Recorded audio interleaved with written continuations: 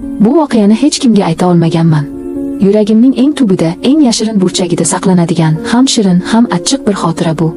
Dugonam Farangizning turmush o'rtog'i, Sarvar aka. Bu ismni har eslaganimda qalbim qalqib ketadi hali ham. Oradan shuncha vaqt o'tgan bo'lsa-da, Farangiz bilan biz bolalikdan ajralmas dugonalarmiz. Bir-birimizga opa-singildek mehribonmiz. U Sarvar akaga turmushga chiqqanida dunyoda undan baxtli inson yo'q edi. Men ham uning baxtidan chin dildan quvongandim. Toylarida elib yugurib xizmat qilganim, ularning porlab turgan chehralariga havas bilan boqqanlarim hali ham yodimda. Ular bir-birlariga shunday munosib edilarki, o'sha kuni Farangiz qo'ng'iroq qilib uyiga taklif qildi. Ancha bo'ldi kelmaganingga, so'xindim, o'rtoqjon. Bugun biznikida tunab qol, ertaga dam olish kuni-ku, dedi erkalanib. Men ham juda so'xingan edim, jon deb rozi bo'ldim. Eng chiroyli libosimni kiyib, sochlarimni tarab uning uyiga yo'l oldim. Uylariga kirib borarkanman, ichkaridan taralayotgan xotirjamlik va iliqlik dimoqimga urildi. Hamma joy saranjom sarishta, har bir buyumda Farangizning nozik didi aks etib turardi. Dugonam meni eshik oldidayoq quchoq ochib kutib oldi. Voy asalim, keldingmi? Seni ko'rib qanchalar xursand bo'lganimni bilsang edi. Uning quchog'ida erirkanman, mehmonxonada bizga qarab jilmayib turgan Sarvar akaga ko'zim tushdi. U meni ko'rib o'rnidan turdi. Yaxshimisiz, Asalxon? Xush kelibsiz. Farangiz sizni rosa so'xingan edi, dedi mayin, yoqimli ovozda. Shu birgina nigohdan yuragim beixtiyor hapqirib, o'zimni yo'qotib qo'yay dedim. Biz oshxonaga o'tdik. Farangiz dasturxonni turli-tuman pishiriqlar, mevalar bilan to'ldirib tashlagan edi. Birgalashib yengil salat tayyorlayotganimizda bir mahal oshxonaga Sarvar aka kirib keldi. Qizlarjon, yordam kerakmasmi, deb so'radi kulimsirab. Yo'q, rahmat, Sarvar aka, o'zimiz eplayapmiz, dedi Farangiz eriga erkalanib. Lekin Sarvar aka baribir bizga yordamlashgisi keldi. U idishlarni yuvishga tushdi. Men ham unga yordamlashish uchun yoniga bordim. Idishlardan birini unga uzatayotganimda barmoqlarimiz bir-biriga tegib ketdi. Uning kaftlari shunday issiq, shunday katta edi. Bu bir lahzalik teginishdan butun vujudim titrab ketdi. Yuzlarim qizarib, hayajondan tilim kalimaga kelmay qoldi. Uyaldim, lekin bu uyat ortida allaqanday shirin bir his bor edi. U menga bir qarab qo'ydi-da, sekin jilmaydi. Uning bu nigohidan boshqacha bo'lib ketdim. Kechki ovqatdan so'ng uchalamiz stol atrofida o'tirib serial tomosha qildik. Farangiz Sarvar akaning yelkasiga boshini qo'ygancha kinoga berilib ketgan, men esa o'zimni qo'yarga joy topa olmasdim. Bir tomondan eng yaqin dugonamning baxtidan quvonsam, ikkinchi tomondan qalbimda uyg'onayotgan bir his meni qiynardi. Kino tugagach Farangiz esnagancha o'rnidan turdi. Rosa charchabman, men borib yotaman.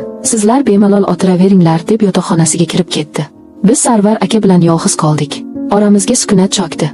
Bu jimlikni birinchi bo'lib Sarvar aka buzdi. Bu serial yoqadimi senga, so'radi u ovozini pastlatib. Ha juda, dedim zo'rg'a. Nega uning yonida o'zimni bu qadar yo'qotib qo'yayotganimni tushunmasdim. U menga yaqinroq surildi. Divanda oramizdagi masofa qisqargani sari yurak urishim tezlashardi. Bilasmisiz, Asalxon, siz juda go'zalsiz, dedi u shivirlab. Bu so'zlardan butun tanam muzlab qolgandek bo'ldi. Nima deyishni, nima qilishni bilmay yerga qaragancha jim qotib qoldim. U esa ehtiyotkorlik bilan qo'lini sochlarimga tekkizdi. Barmoqlari sochlarim orasidan sirgalib o'tarkan, butun vujudim shirin bir titroqdan larzaga keldi. Bu noto'g'ri ekanini, bu dugonamga xiyonat ekanini tushunib turardim. Lekin butun vujudim bu lahzadan huzurlanayotgan edi. Uyat va xohish o'rtasida arosatda qolgandim. U sekin iyagimdan ushlab boshimni ko'tardi va ko'zlarimga tik qaradi. Sizga qarasam, o'zimni unutaman, dedi yana yoqimli shivirlab. Uning nigohlarida shunday bir chuqurlik, shunday bir joziba bor ediki, unga qarshilik qila olmasdim. U sekin egilib, lablari lablarimga yaqinlashayotganda ichkaridan Farangizning ovozi eshitildi. Sarvar, Asal, haliyam o'tiribsizlarmi? Ikkimiz ham tok urgandek cho'chib tushdik. Sarvar aka tezda o'zini orqaga oldi, men esa sakrab o'rnimdan turib ketdim. Men ham rosa charchadim, yaxshisi, uxlayman, dedim shosha-pisha va xonaga yugurib kirib ketdim. Eshikni ichkaridan yopib, o'zimni karavotga tashladim. Yuragim hamon ko'ksimni yorib chiqqudek urardi. Bir tomondan vijdonim azobda, ikkinchi tomondan esa Sarvar akaning teginishlari, uning issiq nafaslari, shivirlashlari xayolimdan ketmas, butun vujudim hayajondan titrardi. Bu nima o'zi? Nega men bunday bo'lyapman? Axir u mening eng yaqin dugonamning eriku. O'zimni qanchalar koyimay, qanchalar la'natlamay, bu shirin, gunohkor hislarni yuragimdan quvib sololmasdim.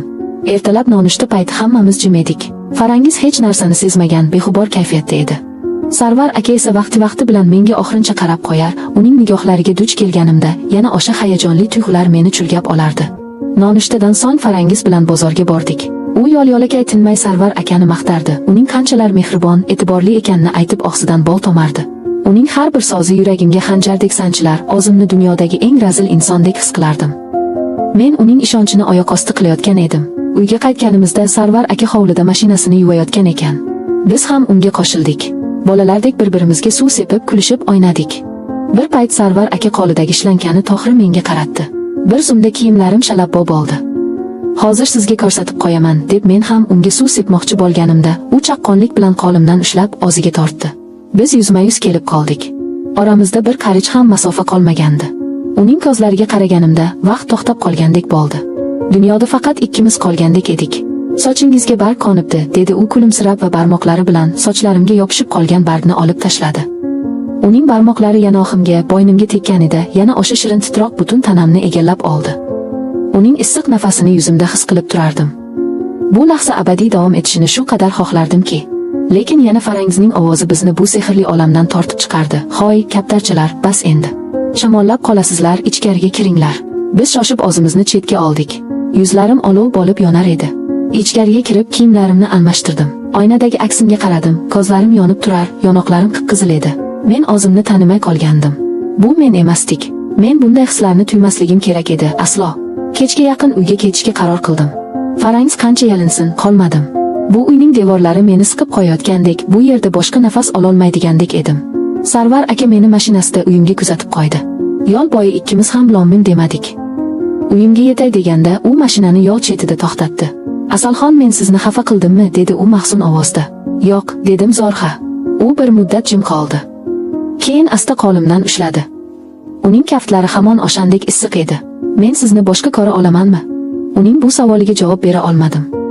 Qo'limni sekin tortib oldimda indamay mashinadan tushdim.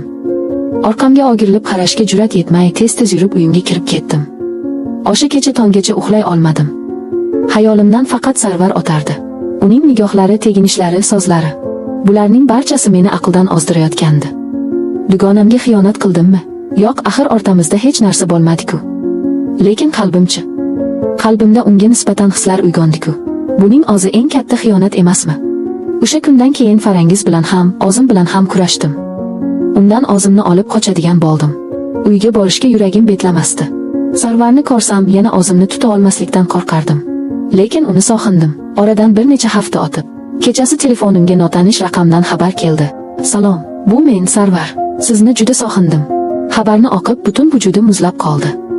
Nima deb javob yozishni bilmay uzoq o'yladim. Yuragim yoz desa, aqlim aslo derdi. Oxiri irodam sinib javob yozdim. "Bu noto'g'ri." Uning javobi o'sha zahoti keldi. "Bilaman. Lekin nima qilay, ayting. Men sizni sevaman." O'sha kundan boshlab bizning yashirin yozishmalarimiz boshlandi. Bu xabarlar mening hayotimga aylandi. Uning shirin so'zlari mening intizor kutishlarim. Biz bir-birimizga bog'lanib qolgandik. Taqiqlangan gunohkor, ammo shu bilan birga juda kuchli bir sevgi bilan. U meni uchrashuvga taklif qilganida, avvaliga qonmadim, ammo yalinishlariga bardosh bera olmadim. Biz shahar chetidagi kichkina, xilvat bir qahvaxonada uchrashdik. U qo'lida bir dona qizil atirgul bilan meni kutib o'tirardi. Ko'zlaridagi so'xinchni ko'rib, o'zimni tutib tura olmadim. O'sha kuni biz hamma narsani unutib uzoq suhbatlashdik. U Farangiz bilan munosabatlari anchadan beri sovuqlashib ketganini, oralarida avvalgi mehr qolmaganini aytdi. Men unga ishondim. Ishongim keldi. Chunki men uni sevib qolgandim. O'sha kuni u meni birinchi marta o'pdi. Bu o'pishda hamma narsa bor edi. So'xinch, ehtiros, umid va gunoh. O'sha lahzada men hamma narsani unutdim. Dugonamni ham, vijdonimni ham, bu dunyoni ham. Bizning baxtli onlarimiz boshlandi. Har bir uchrashuvimiz ham qo'rquvga, ham cheksiz baxtga to'la edi. Lekin bu holat qancha davom etishi mumkin edi? Oxiri nima bo'ladi? Bu savollar tinchlik bermasdi. Ammo uning yonidaligimda bularning bari ahamiyatsiz edi. Bir kuni Farangiz qo'ng'iroq qilib tezda uchrashishimiz kerakligini aytdi. Nahotki u hammasini bilib qoldi. Uchrashganimizda u o'zini tuta olmay yiglab yubordi. Sarvar menga xiyonat qilyapti, dedi u yelkamga bosh qo'yib ho'ngrar ekan. Uning bu so'zlaridan dunyo ko'zimga qorong'u bo'lib ketdi. Uni yupatgan bo'ldim, dalda berdim. Ichimdan esa o'zimni la'natlardim. Men eng yaqin dugonamning baxtini oxirlagan, uning ko'z yoshlariga sababchi bo'lgan pastkash edim. O'sha kuni Sarvar bilan oxirgi marta uchrashdim va hammasiga nuqta qo'yishimiz kerakligini aytdim. U yalindi, yolvordi, Farangiz bilan ajrashishni, biz birga bo'lishimizni aytdi. Lekin men unga ishonmadim. Agar u meni chindan sevganida boshidanoq bu gunohga qo'l urmasdi. Men ularning hayotidan jimgina yo'qoldim. Telefon raqamimni o'zgartirdim, ijtimoiy tarmoqlardan chiqib ketdim. Farangiz bilan aloqani uzdim. Bu men uchun jahannam azobidek oxir edi. Uni sevardim, lekin birovning baxtsizligi evaziga qurilgan baxt menga kerak emasdi. Oradan yillar o'tdi. Men hayotimni yangidan boshladim. Lekin ba'zida yolg'izlikda o'sha kunlarni eslayman. Sarvarning nigohlari, teginishlari, uning issiq nafasi. Bularning bari yuragimda bir umr armon, shirin bir gunohning xotirasi bo'lib qoldi. Men xato qildim. Lekin o'sha xato menga sevgining naqadar achchiq, naqadar murakkab va naqadar shafqatsiz bo'lishi mumkinligini o'rgatdi.